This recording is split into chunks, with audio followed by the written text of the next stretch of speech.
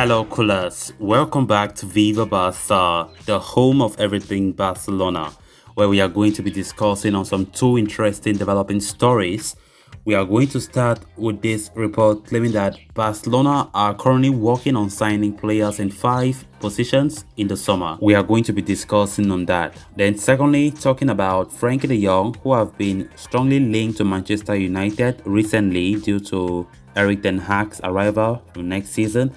It has been reported that Manchester United's Champions League qualification, which looks very unlikely, complicates approach for the Barcelona midfielder. We are also going to be discussing on that as we move ahead.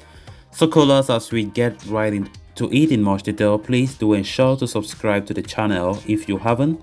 Give the video a like.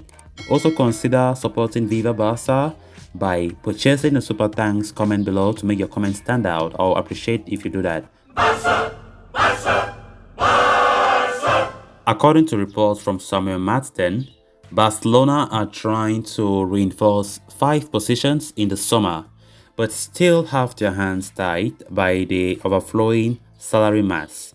They are looking into signing a left back, a winger, another centre back, a striker, and a central midfielder if anyone on Barcelona's current midfield roster leaves the club.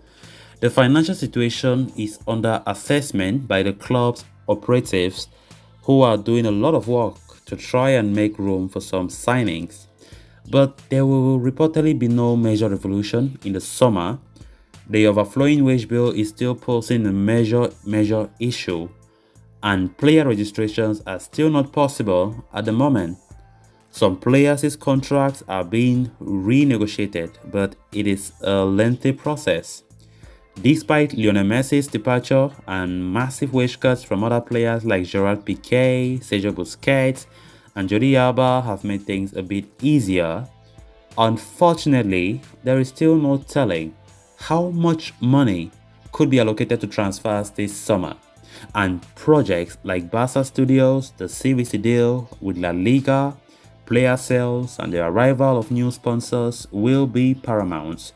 It is worth noting that Ronald Araujo was recently given a new deal, while Ousmane Dembele and Sergio Roberto's contracts are being renegotiated on reduced terms.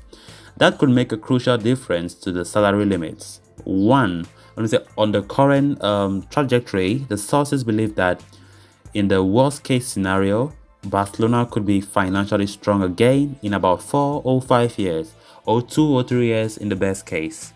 However, Barcelona will be able to put together a competitive squad sooner than that. Yeah, definitely, we hope so. It's a complicated situation. Of course, going to this transfer thing, it's a challenge for Laporta and the board, because Barcelona right now, we are in a financial mess. We have a lot of constraints financially. And the biggest question, how are we going to fully reinforce our squad with no money? Of course, Barcelona want to go more for free signings. We understand why Laporta is prioritizing that, just like how he did last season, because of the crippling financial situation that Barcelona are currently in. So it's a big challenge for Laporta. I think Laporta's tenure right now is more challenging, by far the most challenging tenure compared to the last tenure he came back in 2003, because now he's in a situation where operations are not easy to come by, because the transfers, honestly speaking, where the players that come is not like the player that Laporta wished to make, but just because the situation where the club is right now, we have no choice but to go for them, for economic reasons, financial reasons.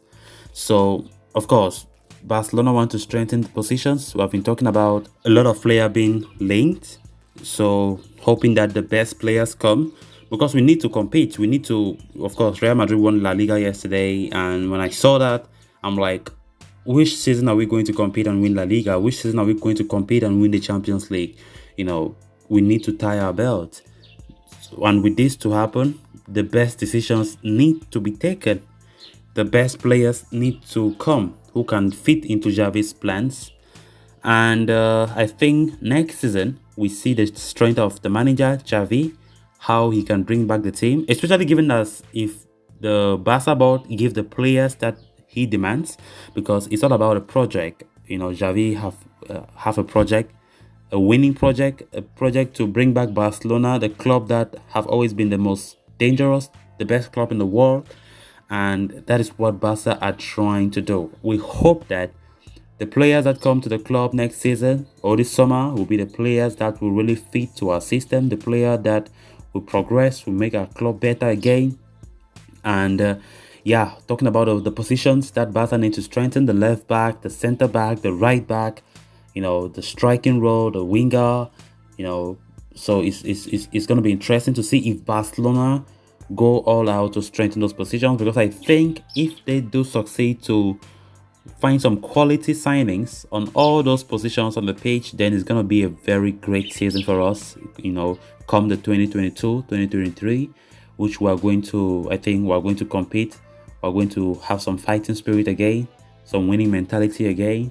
Hopefully we do that. Then on to the next story of discussion. Frenkie de Jong's future at Barcelona has come under a lot of scrutiny once more.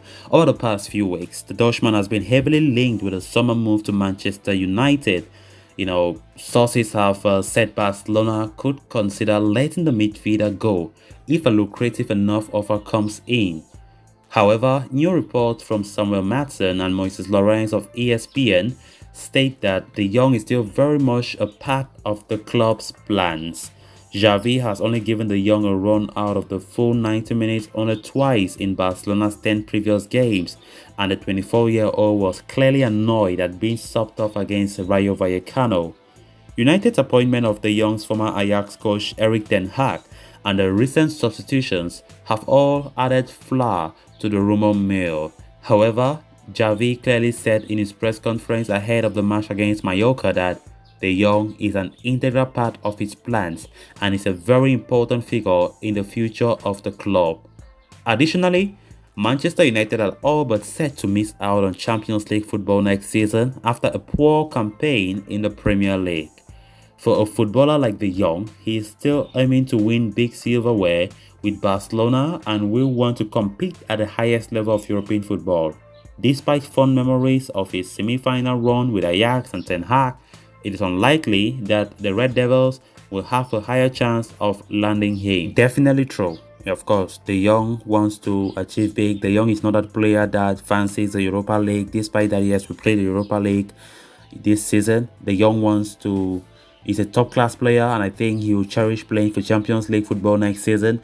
And the fact that Manchester United are not going for Champions League, then it's going to really hinder the chances of ever even thinking about bringing De Jong, because I think De Jong will not accept such. I wish he does not even go there, and I think Barcelona will not let him leave by any means. Of course, manager Xavi have made that clear in that recent press conference that De Jong is still an integral part of the team, and De Jong will not leave anytime soon. Of course, De Jong is currently happy with Barcelona, given the fact that Xavi is bringing something spicy, something nice for the future of the club.